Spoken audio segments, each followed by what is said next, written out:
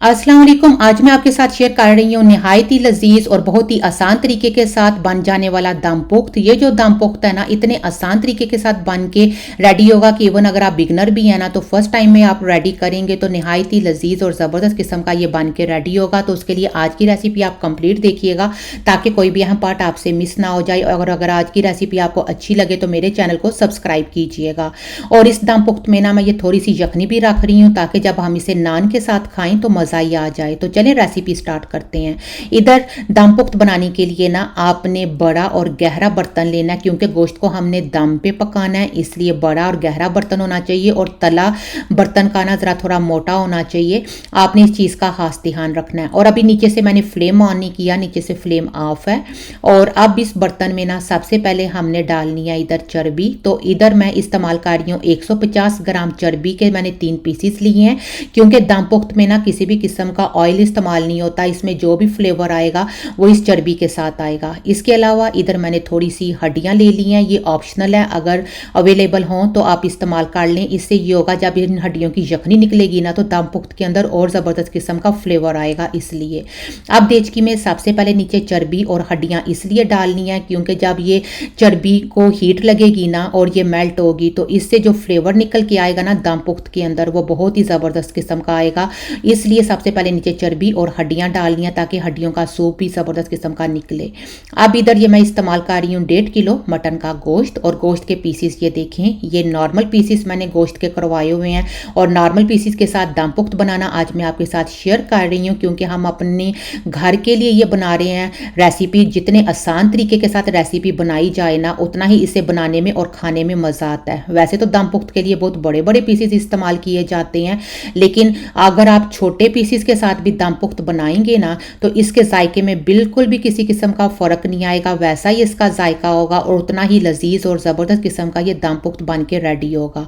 इधर मैंने बोनलेस गोश्त और हड्डी का गोश्त मिक्स लिया है।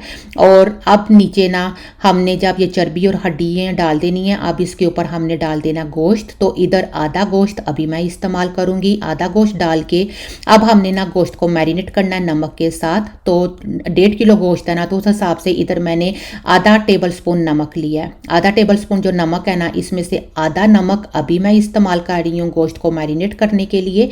नमक लगाकर गोश्त को हमने अच्छी तरह से मिक्स करना है। इससे ये होगा, एक तो गोश्त में जायका ज़बरदस्त किस्म का आएगा और दूसरा गोश्त अपना ना पानी रिलीज जल्दी करेगा।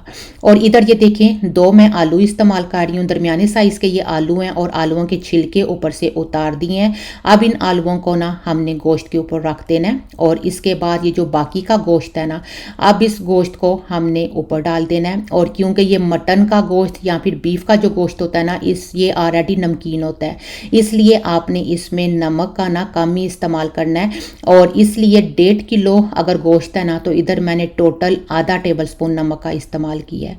अब आप इधर ये देखें दोबारा से इसके ऊपर नमक लगाना है। नमक लगाकर ना इसे हमने गोश्त को अच्छी तरह से मिक्स करना है। और मिक्स करके ना 1-2 मिनट के बाद अभी अब आप ये देखिएगा गोश्त का कलर भी चेंज हो जाएगा और गोश्त अपना पानी भी रिलीज करना स्टार्ट कर देगा। इसलिए हमने नमक लगा के ना गोश्त को मैरिनेट करना है। अब इसमें जो सब्जियां जाएंगी उसमें इधर मैं इस्तेमाल कर रही हूँ प्याज। 2 दरमियाने साइज के ये मैंने प्याज लिए हैं। अगर आप 1 किलो गोश्त के साथ दम पुख्त बनाएंगे ना तो फिर आपने 1 प्याज का इस्तेमाल करना है। अब 2 प्याज इसे हम अंदर रख देंगे। अब इसके बाद इसमें जाएगा 1 लहसन। लहसन को ना अच्छी तरह से धोकर तो फिर अंदर मैं डाल रही हूँ। इससे ये होगा कि गोश्त की जो स्मेल होती है ना ये ख़त्म हो जाती है और ज़बरदस्त किस्म का फ्लेवर हो जाता है। इसके अलावा 3 दरमियाने साइज़ के टमाटर ये इस्तेमाल करने हैं। और इसी के साथ हम इसमें डालेंगे हरी मिर्चें, 6 से 7 हरी मिर्चें ये इस्तेमाल करनी है, क्योंकि दम पुख्त में ना किसी भी किस्म की लाल मिर्च का इस्तेमाल नहीं होता। इससे जो भी थोड़ी सी स्पाइसीनेस आएगी वो इन हरी मिर्चों से आएगी इसलिए। और साथ इसमें जाएंगी अदरक। तो इधर ना छोटा सा मैंने टुकड़ा अदरक का लिया और इसकी कटिंग करके इसे भी हम डाल देंगे। अदरक और लहसुन का इस्तेमाल करने से ये होगा गोश्त की जो स्मेल होती है ना ये सारी की सारी ख़त्म हो जाएगी और इससे दम पुख्त का टेस्ट और ज़्यादा ज़बरदस्त हो जाएगा।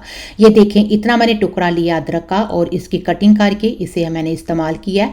और अब इसके बाद इसमें जाएगी काली मिर्च का पाउडर, तो आधा टेबल स्पून काली मिर्च का पाउडर ये इस्तेमाल करना है। और घर में काली मिर्च लेकर पीस के ना तो फिर आपने इस्तेमाल करनी है दमपुख्त के लिए। जो बाजार की रेडीमेड काली मिर्च होती है ना वो आपने इस्तेमाल नहीं करनी। काली मिर्च अंदर डालने से ना इसका फ्लेवर बहुत ज़बरदस्त किस्म का हो जाएगा। अब इसमें डालना है सिर्फ और सिर्फ आधा लीटर पानी। इससे ज़्यादा पानी अंदर इस्तेमाल नहीं करना, क्योंकि गोश्त को हमने दम पे बनाना है और दम पे जब ये गोश्त पकेगा ना तो गोश्त ने अपना पानी रिलीज़ करना है। और ये जो हमने पानी डाला है ना ये सिर्फ इसलिए डाला है ताकि इसकी ज़बरदस्त किस्म की यखनी निकले और जब हम इसे नान के साथ खाएं ना तो मज़ा ही आ जाए। इसलिए सिर्फ और सिर्फ आधा लीटर पानी डालना है। और अब आप ये देखेंगे जो आटा है ना, इस आटे को हमने लेना है, थोड़ा सा आटा लेना है हाथ में और आटे को हाथ में लेके अच्छी तरह से प्रेस करके फिर इसे ना हमने लंबाई में कर लेना है। और लंबाई में करके देचकी के हर तरफ जो है ना किनारों के ऊपर इस आटे को हमने लगा देना है। आपने इस चीज़ का ध्यान रखना है कि जितना पतला आप किनारों के ऊपर आटा लगाएंगे ना उतनी ही देचकी जी अच्छी तरह से पैक होगी। अगर आपने आटा थोड़ा मोटा लगाया उससे ये होगा कि देचकी का जो कवर है ना वो अच्छी तरह से पैक नहीं होगा, क्योंकि जब हीट लगेगी तो इससे ये होगा कि आटा मेल्ट हो जाएगा। इसलिए आपने पतला लगाना है आटा और इस तरह से कंप्लीट देचकी के किनारों के ऊपर आटा ये लगा देना आपने। और नीचे से फ्लेम जो है ना वो आपने ऑन नहीं करना, क्योंकि ठंडी देचकी के ऊपर ना ये आटा अच्छी तरह से लगेगा। अब इस तरह से देचकी के सारे किनारोों के ऊपर जब इस तरह से आटा लगा देना है ना, अब इसके बाद हमने इसे ढक्कन के साथ ऊपर से प्रेस करके बहुत अच्छे से ये पैक कर देना है। ऊपर थोड़ा सा हम इस तरह से प्रेस करेंगे ढक्कन को और ये अच्छी तरह से पैक हो गया। अब इसके होल के ऊपर भी थोड़ा सा आटा लगा के अब हमने ना नीचे से पहले फ्लेम फुल कर देना है ताकि ये थोड़ा सा गर्म हो जाए। और उसके बाद ये देखें इतने लो फ्लेम के ऊपर, ये जो दम का फ्लेम होता है ना, इतने दम के फ्लेम के ऊपर अब सिर्फ और सिर्फ 2.5 घंटे के लिए ना हमने गोश्त को पकने के लिए रख देना है। इसको दम पुख्त इसलिए कहते हैं क्योंकि ये जो गोश्त है ना ये दम के फ्लेम के ऊपर बनता है, इसलिए इसे दम पुख्त कहते हैं। जब ये गोश्त दम के फ्लेम के ऊपर बनेगा ना फिर इससे इसमें असल जायका निकल के आता है। आप इस गोश्त को प्रेशर कुकर में भी बना सकते हैं, लेकिन फिर उससे वो जायका नहीं आएगा जो बहुत लाइट फ्लेम के ऊपर दम के ऊपर ना ये दम पुख्त बन के रेडी होगा। और 2.5 घंटे के अंदर ये देखें नहायत ही लजीज और ज़बरदस्त किस्म का ये दम पुख्त रेडी हो गया। और इधर आप ये इसकी यखनी देखें कितनी ज़बरदस्त किस्म की लाजवाब किस्म की ये यखनी इधर ये देखें रेडी हुई है। और इधर यखनी का आप ये कलर देखें, ये प्योर गोश्त की यखनी ये रेडी हुई है। और आप खुद इमेजिन करें कि जब हम इस यखनी के साथ और साथ में ये जो हमने सब्जियां या हरी मिर्ची अंदर डाली हैं और साथ में ये जो गोश्त है इसके साथ और नान हम लेंगे उसके साथ जब हम इस दम पुख्त को खाएंगे तो इसका कितना ज़बरदस्त किस्म का जायका आएगा। और इधर ये देखें इस तरह का बहुत सॉफ्ट जो है ना ये गोश्त रेडी होना चाहिए कि हाथ लगाने से ना ये गोश्त टूट रहा हो। ये देखें बहुत सॉफ्ट और ज़बरदस्त किस्म का इस तरह से गोश्त रेडी हो जाएगा।